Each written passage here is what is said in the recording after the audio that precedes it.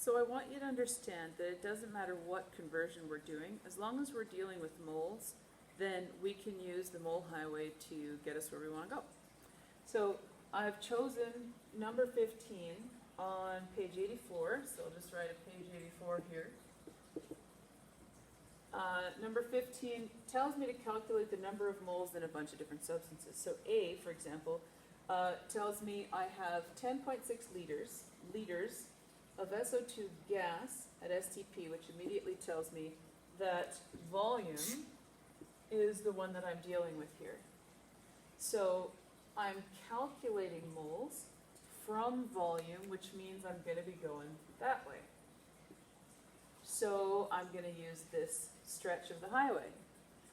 I'm going to start with what I'm given, which is 10.6 liters. And you could even write SO2 if you want, but I'm not going to bother right now. And I'm going to set up my conversion. I'm going to write it equal to the number of moles. And in this case, it's going to be moles of SO2 gas. So you can write that in if you want. Later, when we get into more complicated equations, you're going to want to keep track of what you're doing. Right now, we're just going to focus on the basics. So we've got 10.6 liters, which means that I want the liters on the bottom. If I follow the highway, the liters are on the bottom. So I'm going to multiply by 1 mole, which is what I want, over 22.4 liters, which is your standard volume of a gas, 1 mole of gas at standard temperature and pressure. So we get to use that number whenever we have a gas at STP. So if I go 10.6 divided by 22.4, got my handy dandy calculator out here. That's an easy equation. I just punch it right in. There's not even any exponents involved. So it turns out that I have 0.47 moles of SO2 gas there. Kind of makes sense if you think about it, because that's basically a half. And 10 is basically a half of 22. If there was 1 mole in 22 liters, then there should be half a mole in about 10 liters of gas. So that's kind of nice. It checks out logically as well. So we're going to try E now. I'm supposed to find the number of moles, again, in, and this time what they give me is 0.950 grams of NaOH.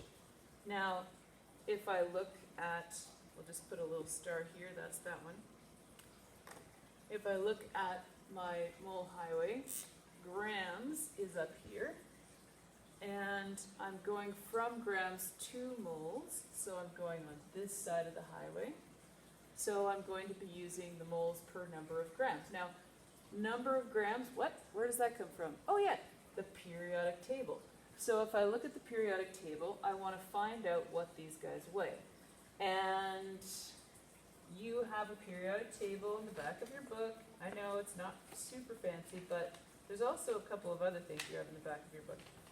You have, on page 339, a periodic table that gives you everything you need to know about this particular thing, which is just the molar mass. That's all we're really interested in.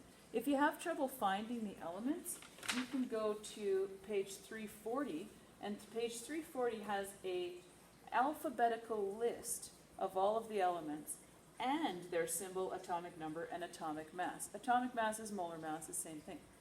So you don't even have to use the periodic table for these exercises. You could just look them up on here if you want to. All right, so looking them up on here, I've got that Na, sodium, oh, Na is sodium, so that one's kind of funky, 23 grams per mole. Oxygen, I know, is 16, and hydrogen is 1. So if I go 23 plus 16 plus 1, I get 40 grams per mole for the whole thing. Yeah, makes sense. So I go back to page 84, and I move on with my question. You'll notice also in the back of your book, your answer key is quite detailed. So they'll give you all of the steps for these questions as well. For every single question, it's pretty awesome. All right. my conversion then is 40 grams per mole. Number of grams, 1 mole. So I'm going to start with what I'm given, 0.950 grams, and I'm going to multiply it by 1 mole over 40 grams. Whoops. And that's going to give me, grams are going to cancel out, moles of NaOH. So I use my calculator, I go 0.95, I divide by 40, 0.02375. So significant digits comes into play here. I've got 3 significant digits. We don't really count these ones because we could have gone more significant. They're kind of a counting term, so they don't figure in. So I'm going to use 3 significant digits. I can do this in a couple different ways. I could write 0.024 moles, or I could write 2.37. Actually, that's not right, is it? 3 significant digits would be 0. Give me a second.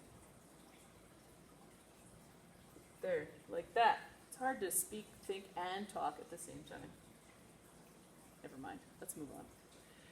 So I could have written it as 3.28 times this. I could have written this to the -1, 2 spots.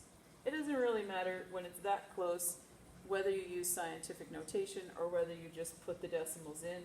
That's 3 significant digits, that's 2 significant digits. Don't freak out. I'm not going to mark you wrong if you use the wrong number of significant digits. As long as you're ballpark, it's fine. So that's how we do this question. We were asked for the number of moles, so we know we're going to be going into the middle of the mole highway. We were given grams, so we know that we start there and pick this lane, which tells me that this is my conversion factor, and I know that the number of grams I need comes from the periodic table. Well, I'll put that all together and you're good to go.